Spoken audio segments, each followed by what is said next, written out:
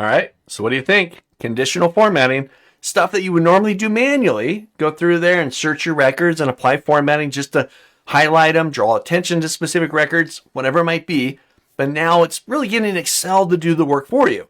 You specify the rule, you specify what to happen if the rule is true, and it formats it for you. Very cool. Now, a very common question that I get at this point is, that's great, I love it.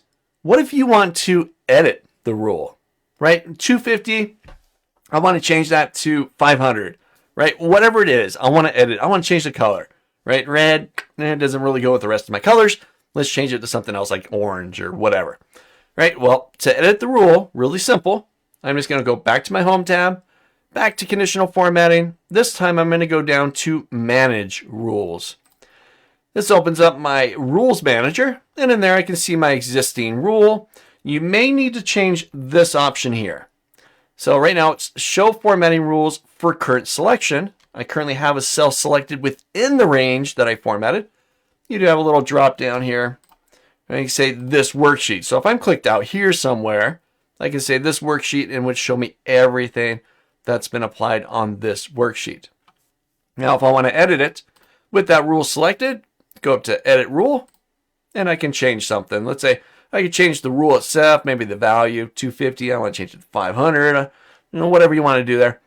For me, I'm just going to go down to the Format button, and instead of red, I'm going to go with the orange. Let's see, let's do this with a little darker, a little more rich orange. And I'll say OK, and I'm going to hit OK again.